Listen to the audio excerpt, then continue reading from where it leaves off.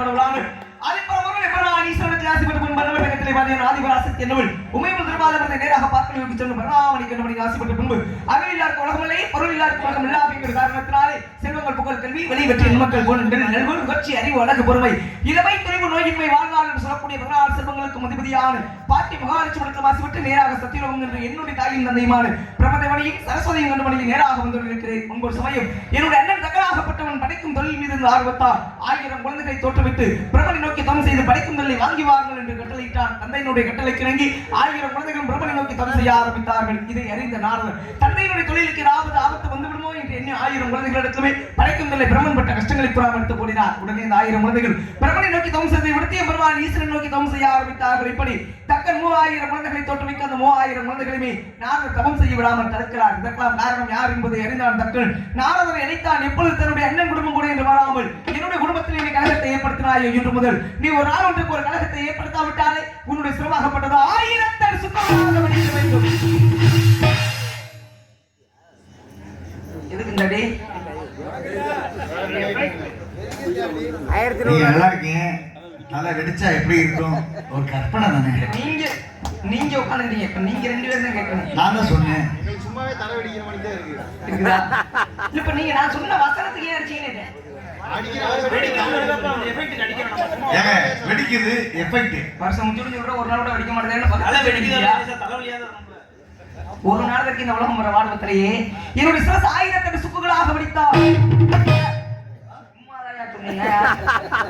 ஒரு வேளை 1008 சுக்குகள் எதிர்பார்க்கிறாங்க, வயலில் எதிர்பார்க்கிறாங்க. இருந்தாலும் யாரையும் உனக்கு அந்த ஒரு சின்ன கதையை சொல்லி முடிச்சுக்குவா. ஏங்க எந்த கதை சொன்னாலும் கேட்கறவங்க கேட்டா நீங்க சொல்லித்தானே ஆகும். 1008 சுக்குகளாக வெடித்தால் உலகத்திலே 1008 நாடகம். அப்படியே என் மண்டை வெடிக்கிறதுக்கு நீங்க வாசிச்சதுனால ஒரு நாளைக்கு வெடிச்சுன்னு வச்சுக்க. முதல் நாரதர் மதன் கோபிட்டுக்கு, 2வது நாரதர் ஜெயராஜுக்கு தான் கழகத்தை ஏற்படுத்த வேண்டும் என்றால் யாரை வணங்க வேண்டும்? உலகத்தின் மூத்த சிவன், உலகத்தின் முழுவதும் இருக்கிறவர்கள் எல்லாமல் எம்பெருமான் கணபதி விநாயகப் பெருமான். எந்த ஒரு காரியத்தை தொடங்கினாலும் பிள்ளையார் சுழி போட்டு தொடங்கினாலும் காரியம் நிச்சயம் நற்காரியமாகவே அமையும் என்ற காரணத்தினாலே இன்று என்னுடைய கழகம் நிச்சயம் நல்ல முறையில் நடைபெற வேண்டும் என்றால் பாலும் எழுதியேனும் பாகம் பருப்பும் இவைநாளும் முன்னிலத்தில் ஆண்டவே கோலம் செய்துங்க கரிமுகத்த தும்மணி எனக்கு சங்கத்தமிழ் ஒன்றும் தா என்று ஓட்டி வழங்கக்கூடிய பிள்ளையாரை தொழுது கழகத்தை ஏற்படுத்துவோம். நாராய்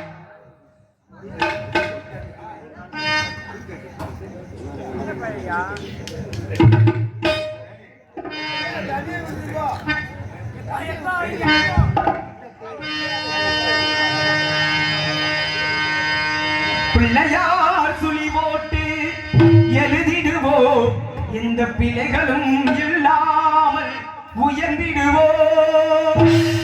Oh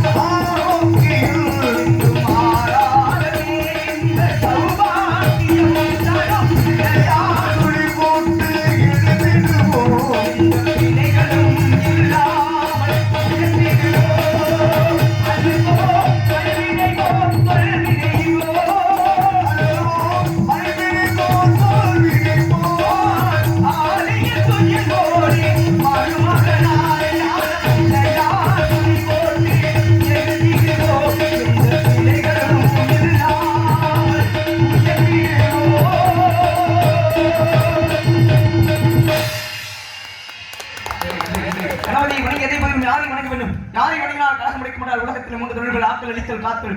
உலகத்திலே 30 தொழில்கள் ஆக்கல் என்று சொல்லக்கூடிய படைக்கும் தொழிலை மேற்கொண்டவனோ தந்தை பிரம்மதேவன், அழிக்கும் தொழிலை மேற்கொண்டவனோ மாமன். ஆனால் உலகத்தையே மச்சம் குருமம் ராகம் மாமனம் நரசிம்மன் ராமன் பரசுராமன் பலராமன் கண்ணன் கல்கி என்று சொல்லக்கூடிய தசவதாரத்தின் மூலமாக உலகத்தை கட்டி காத்துக் கொண்டிருக்கக்கூடியவன் என்னுடைய பாட்டில் பலராமன் ஸ்ரீமன் நாராயணன் அப்பேற்பட்ட பெருமாள் திருமாலி உலகத்தை காக்கும் பொழுது நிச்சயமனுடைய கழகத்திற்கும் ஒரு உதவியாக இருப்பார் என்ற நம்பிக்கையோடு பெருமாளை வணங்குவதற்கு முன்பாக வந்து இறங்கி இருக்கக்கூடிய நம்ம வேள்விமலை சாரல். இந்த வேள்விமலை அமைந்திருப்பது குறிஞ்சி நிலத்திலே அவைப்பட குறிஞ்சிக்கு சொந்தக்காரன் முருகப்பெருமான் கந்தனுடைய அனுமதியின்றி இன்று என்னுடைய கழகம் நடைபெறாது என்ற காரணத்தினாலே முருகப்பெருமானை வணங்கி போற்றி புகழ்ந்து என்னுடைய கழகத்தை தொடங்குவோம். நாராயண்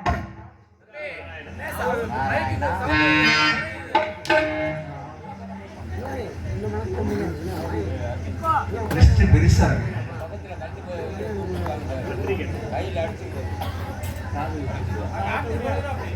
தென்காசி மாவட்டம் குற்றாலத்தில் எங்கிருந்து தண்ணீர் கொட்டுகிறது?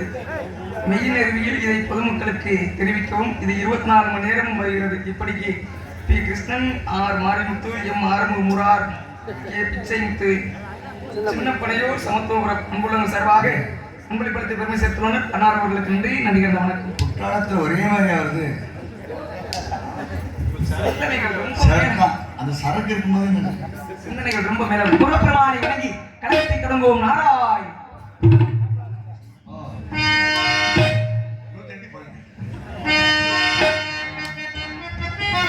சந்தனம் மணக்குதே, கற்பூரம் ஜொலிக்குதே, கண்டகிரி கோவில் வந்தார் உண்மையெல்லாம் நடக்குதே. சந்தனம் மணக்குதே, கற்பூரம் ஜொலிக்குதே, கண்டகிரி கோவில் வந்தார் உண்மையெல்லாம் நடக்குதே. சபையகிரி கோவில் வந்தார் உண்மையெல்லாம் நடக்குதே.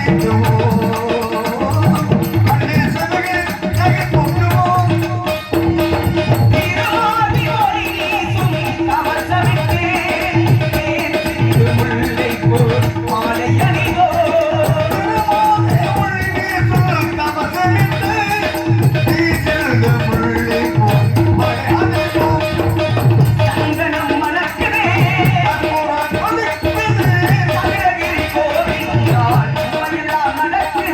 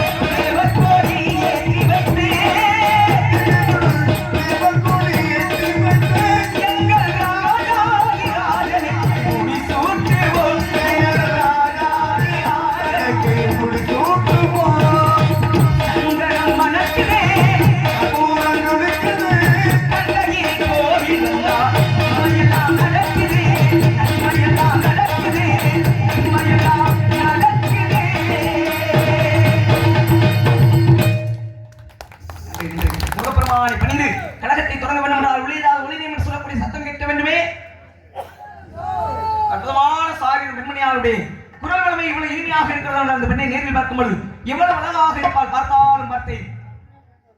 நாரத பார்க்க கும்பலே இல்லை. ரம்பை, மேனகை, துளத்தமை, ஊர்வசி எத்தனை பெண்களை பார்த்தாலும் இந்த பெண்ணை பார்ப்பதற்கு முன்பாகவே வர்ணிக்க வேண்டும் என்ற நோக்கம் கிளம்புகிறது. என்ன காரணம்? காந்த கையில இருக்கு, இரும்பு கீழே இறக்குது. காந்த என்ன ஒண்ணு இரும்ப, அதே மாதிரிதான் இந்த பெண்ணினுடைய குரல் வளம் இழுக்கின்றது. ஆகையா இந்த பெண் யார் முதலில் அப்படிங்கிறத தெரிஞ்சுக்கிறதுக்கு முன்னாடி இந்த பெண்ணினுடைய குரல் வளத்தை வர்ணிக்க வேண்டும். குரலையே எப்படி வர்ணிக்கப்படும் தெரியுமா? இந்த உலகத்திலே இனிமையான சாரீரம் அடைத்த உயிரினம் எது? என்னது? இந்த உலகத்திலே இனிமையான சாரீரம் அடைத்த உயிரினம் காக்காவா? உலகத்துல நீ காக்கா பிடிச்சாதான் வாழ முடியும். குயில்னு உண்மையை சொன்னோம்னா நான் என்ன கேட்கணும் அதுக்கு மட்டும் முதல்ல சொன்னா சரி. உலகத்துல இனிமையான சாரீரம் அடைத்த உயிரினம் குயில். அந்த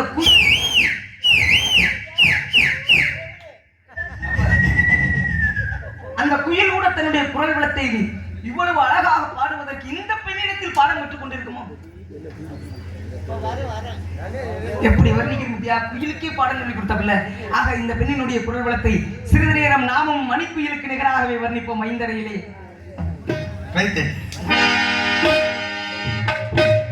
மணிக்குயில் இசைக்குதடி, மனமதி மயங்குதடி, சிறகுகள் விரிந்ததடி, இளங்குருவிகள் பறந்ததடி, அடிமானே மயங்குவதேனோ, உன்னைத்தானே உருகுவதேனோ, இடம் காற்றே கைகள் வீசிவா, இதம் தேடும் கதைகள் பேசவா.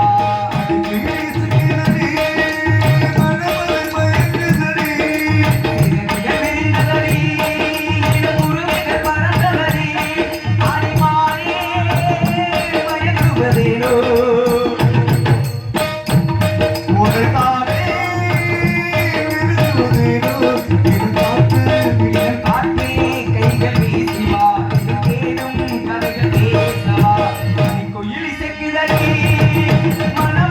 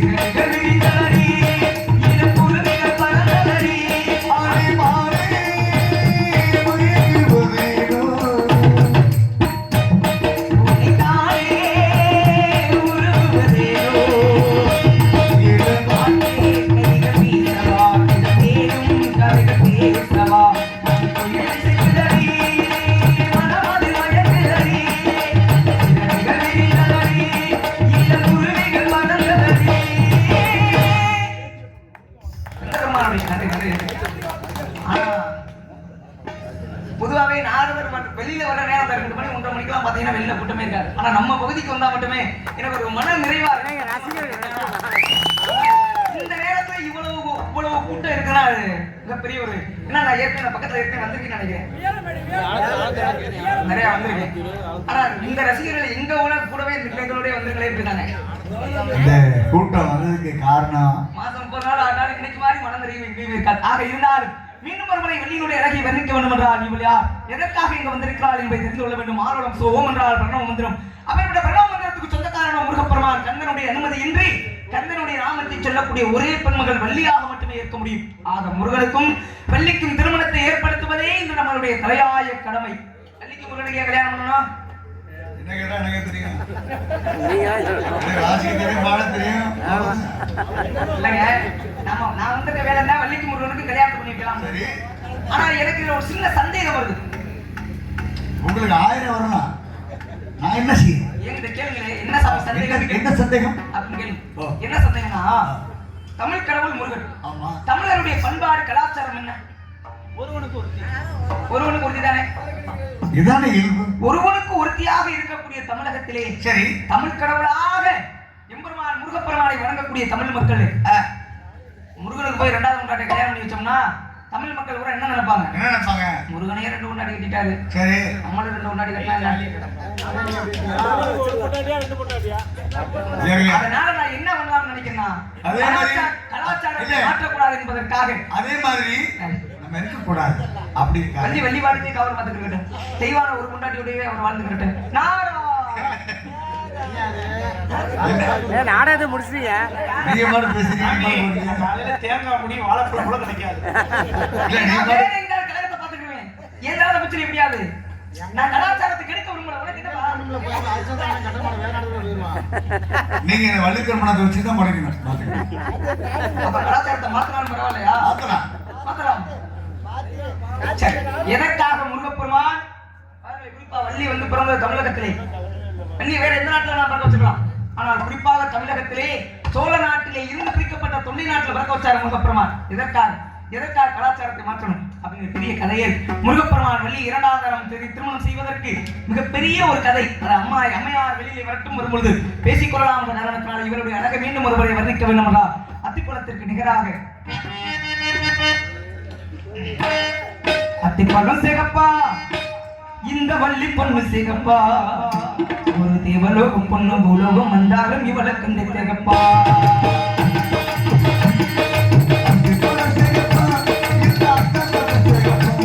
ஒரு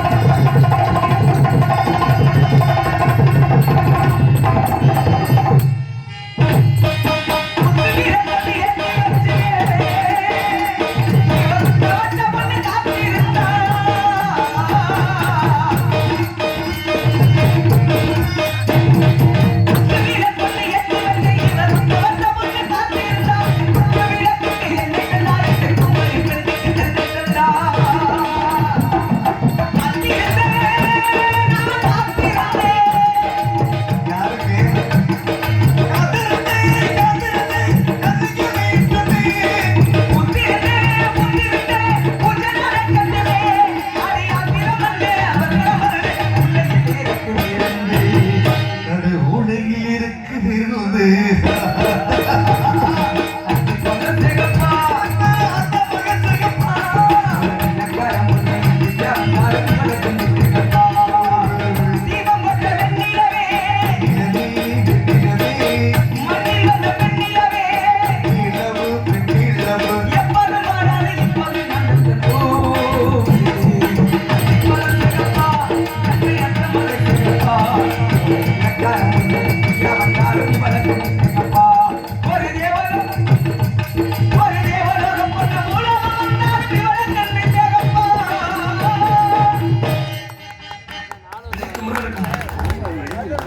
ஆரம்பிச்சுன்னா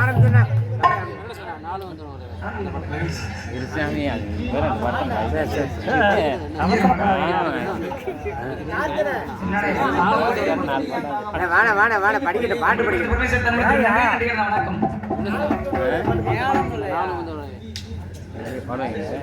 ஒத்துழைப்பு இருந்தாலும் அந்த பண்ண பண்ணலாம். பாடு பாடு பாடு பாடு என்ன பாட்டு? மிகப்பெரிய பாடல்.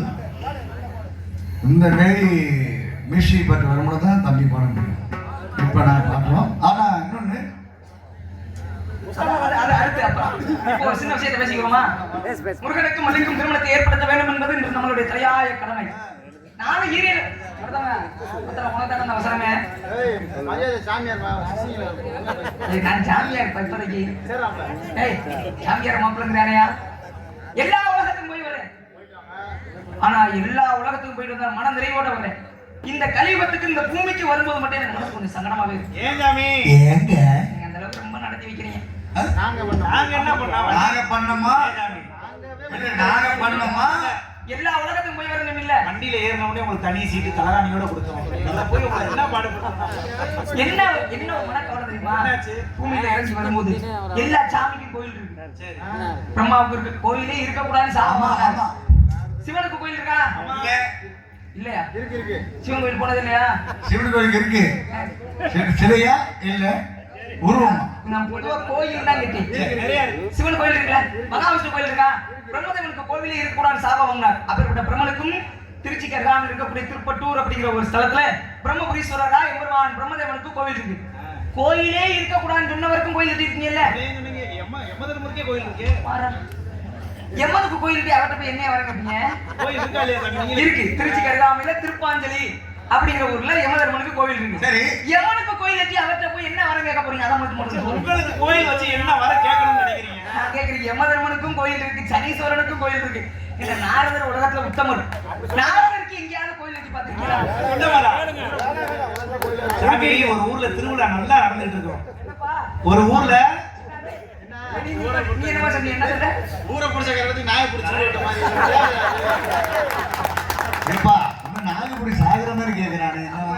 இதுக்கு வந்து போல கை தட்டினா நாரதர் இல்ல உண்மைதானே? நாரதர் அப்படி என்னையா பண்ணிட்டாரு? சாமி ஒரு ஊர்ல இந்த மாதிரி நல்ல அழகா திருவிழா நடந்துட்டு இருக்கோம். சரி, யாராவது ஒரு ஆள் வந்து ஏதாவது வார்த்தை சொல்லி சண்டை எடுத்துட்டு போயிடுவார். மக்கள் என்ன சொல்லுவாங்க? நாரதே மாதிரி வந்தா சண்டை எடுத்துட்டு சண்டால பாவி வந்துட்டானே. நாரதனுடைய தன்மை என்ன தெரியுமா? மெழுகுவர்த்தி பாக்குறதுக்கு சொன்னார்கள், தன்னை உருக்கி உலகத்திற்கு வெளிச்சத்தை தந்தார். அதே ரொம்ப உருதுறீங்களா? என்னுடைய வேலை என்னன்னா சாபம் வாங்கிட்டு கலகம் பண்ணணும். அந்த கலகத்தால உலகத்துக்கு என்ன ஒரு நன்மை? மனிதனுடைய வாழ்க்கை தத்துவமே இன்பமும் துன்பமும் இரண்டரை கலந்தது தானையா? இன்பமாவே இருந்தா வாழ்க்கை நல்லா இருக்குமா? இல்ல எல்லா நாளும் கஷ்டப்பட்டுட்டே இருக்கேன் வச்சுக்க. அவன் என்ன கேட்பான்? ஏன்டா கடவுளே, அந்த ஒரு அருணெல்லாம் எப்ப பார்த்தாலும் சந்தோஷமாவே இருக்காரு, என்னைய மட்டும் எப்படி கஷ்டம்? என்னைய மட்டும் ஏன் கஷ்டத்தை கேட்போமா கேட்க மாட்டோமா?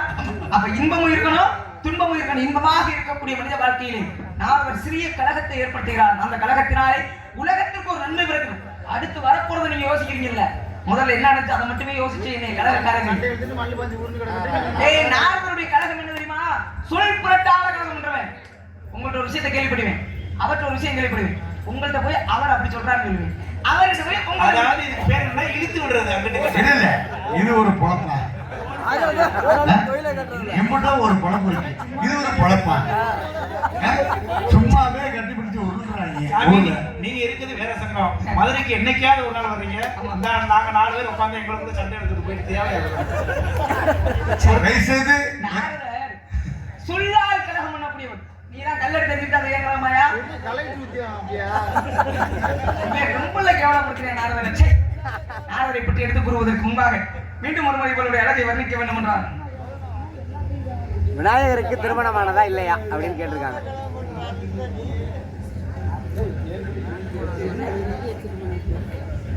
ஆனதா இல்லையான்னு மட்டும் தெரியல. கேளு என்ன? விநாயகருக்கு திருமணமானதா இல்லையான்னு எழுதி. விநாயகருக்கா?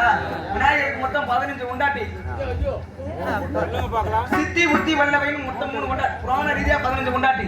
சித்தி புத்தி வல்லவைங்கிறது 3 கொண்டாட்டி எல்லாருக்குமே தெரிஞ்சது. சித்தி விநாயகர் கேள்விப்பட்டீங்களா? கேள்விப்பட்டீங்களா? சித்தி புத்தி யாரு தெரியுமா? நாரதருடைய தங்கச்சி, பிரம்மாவுடைய மகள். யாரு? மொத்தம் 15 கொண்டாடி. ஆனதா இல்லையா? அப்புறம் என்னன்னா மறுபடியும் எனக்கு அம்மா மாதிரியே ஒரு பொண்ணு வேணும் அப்படிங்கறதுக்காகத்தான் குளத்துக்கரையில அரசு மரத்தடியில உட்கார்ந்துருக்கேன். சும்மா 15 கொண்டாடி விநாயகர் புராணத்தின்படி. இருந்தாலும் இவனுடைய அழகை மீண்டும் ஒரு முறை வர்ணிக்க வேண்டும் என்றால் எவ்வாறு வர்ணிக்கலாம்?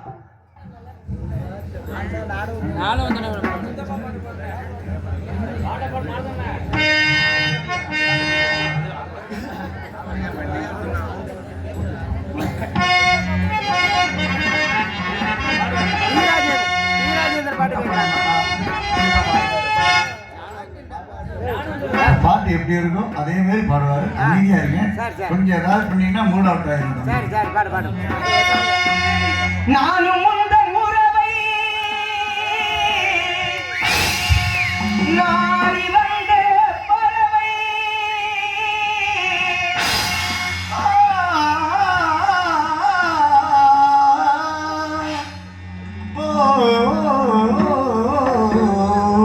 Super super.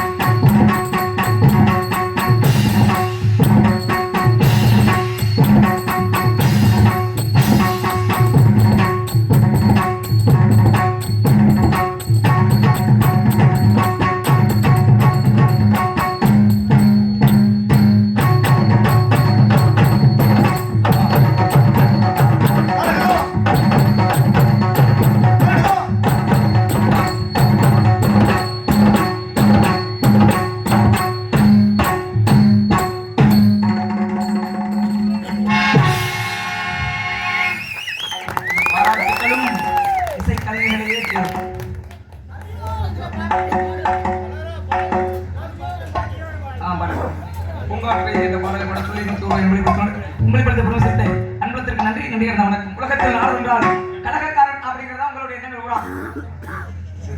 இப்ப நான் ஒரு விஷயம் சொல்லவா? முருகனுக்கு வள்ளிக்கும் கல்யாணம் பண்ணி வைக்கிறோம்ல, இந்த கல்யாணத்தினால 2ஆம் தரம் மொத்தம் வெள்ளி போகுது. அதனால நான் என்ன பண்ண போறேன்னா இன்னைக்கு ஆசை இல்லாத முனிவர் என்ன பண்ண போறீங்க நீங்க முடிவா சொல்லியிருக்கேன். ஆசை இல்லாத முனிவர் தானே நாரதர். மண்ணாசை பெண்ணாசை பொருளாசை. ஆனா நாரதர் ஒரு